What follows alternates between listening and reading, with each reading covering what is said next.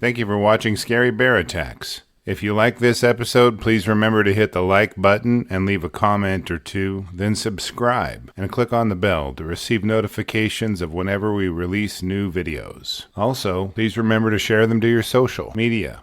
Welcome back to Scary Bear Attacks. Today's episode takes us to the Yukon River Valley, about 40 miles north of Dawson. Today, this location is one of the most remote and pristine locations in the world, but back in 1932, it was even more so. The elevation of the river varies from about 1,000 to 1,700 feet along the river valley, but plateaus nearby rise to 3,880 feet high. Along the river, the banks are steep and dense with brush. The climate here is subarctic, with long, cold winters and short, cool summers. There is very little precipitation during the warmer months, creating a precarious berry season that often fails, yielding little to no fruit for animals. Forests of black and white spruce, tamarack, birch, and aspen groves create a patchwork of diverse forests that shelter alder, willow, and numerous berry species in riparian zones along bodies of water. This rugged and remote setting hosts interdependent plant and animal relationships, which means that when one species struggles, many others do also. Animals like moose, caribou, and Dall sheep live in a precarious balance as lynx, wolves, black bears, and brown bears hunt them. The natural cycle of resources creates an environment where many animals must migrate to find food. Caribou herds migrate seasonally, following the most nutritious foods, while migrating salmon deliver nutrients to the waters and soils, as well as important fats and protein to the predators. Bears and wolves carry salmon carcasses into riparian zones where unused portions fertilize berry bushes, perpetuating a cycle of life that leads to peril for people when broken.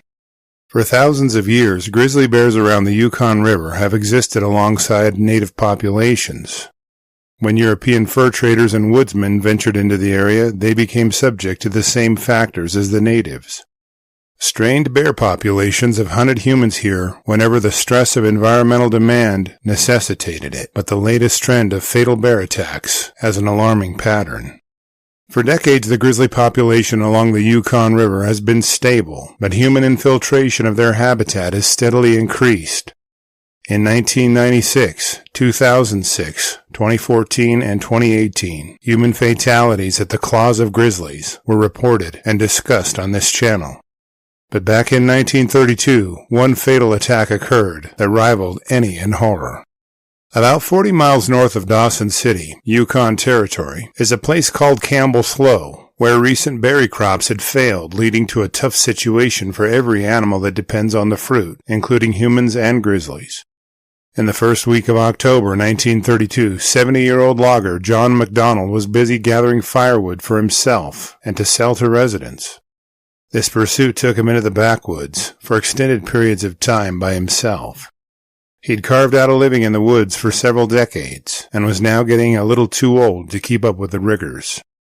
To gather firewood, John had to either find fallen deadwood from species that made good firewood, or he had to chop down trees in the spring, allowing them to dry out over the summer. Cutting live or green firewood would provide less than prime firewood, so his success required his attention at many points in the year. At this point, he was in the gathering phase, which placed him in the woods during a desperate time for bears. As John gathered firewood, his focus may have wandered as he was approached by a starving grizzly bear. In an ambush, the grizzly killed the elderly logger and ended his life. A few days later, local woodsmen stumbled upon John's attack site.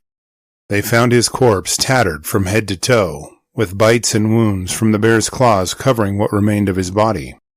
The hungry bear had devoured a significant portion of the man's body, leaving a macabre sight for the woodsman. Despite being isolated in the wilderness, the woodsmen knew that they should involve local authorities. They gathered up MacDonald's remains and transported his corpse back to his cabin.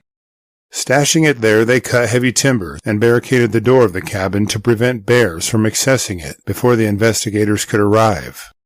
Departing for civilization, the woodsmen hoped that their friends' remains would be there upon their return. After notifying local authorities, officers were sent out to MacDonald's cabin and arrived to a devastating scene. The heavy timbers placed against the door were splintered and scattered all over. The bear had evidently followed the tracks of the woodsmen as they carried MacDonald's remains back to his cabin and decided to finish consuming his remains. As they entered the cabin, MacDonald's remains could not be located. They began searching the brush around his cabin and began discovering portions of his remains concealed among the brush. The bear had broken into the cabin and dragged portions of MacDonald's body away to eat in the secrecy of the brush. Many of his bones were discovered picked clean of his flesh. His remains were gathered for burial after the investigation concluded. Although MacDonald was killed and eaten by the bear, I could find no source indicating that the bear was hunted and killed, or even pursued by anyone. Starvation was most likely the motive for the grizzly bear's attack on MacDonald, as there was no mention of a cached animal carcass near his corpse, nor was there any mention of any sign of cubs being nearby. Speaking of cubs, our Cub Tier membership on Patreon, linked below, will give you ad-free early access to our episodes, and the $3 per month goes a long way in helping me continue to produce educational and entertaining content like this. Today, the Yukon Territory is home to an estimated 6,000 to 7,000 grizzly bears. The province covers 186,000 square miles, making a grizzly bear density of 1 grizzly bear per 27 square miles. This population is considered stable, with no significant evidence of decline in recent years. After reviewing the facts surrounding this episode, I'm left with a few questions for you. Given today's deterrents like bear spray, do people like John MacDonald have a greater expectation of safety in grizzly bear country? What could MacDonald have done differently to ensure his safety? Would you be comfortable making a living in the wilderness in the same manner John MacDonald did? The idea has some allure, but risking being eaten by a starving grizzly is a downside that isn't appealing to me. I will gladly read and reply to your thoughts, so post them in the comments section below, and let's talk about it. Thank you for watching Scary Bear Attacks. If you've enjoyed this episode, please consider clicking on the like button and clicking on the bell icon. We'll help you know when we post our new episodes. Posting our video links to your social media profiles furthers awareness, and it's fun. We slashed our prices in our merch store, linked below, so check out the bargains there while you shop. As a member of our human community, remember to adventure bravely and be careful out there, especially in bear country.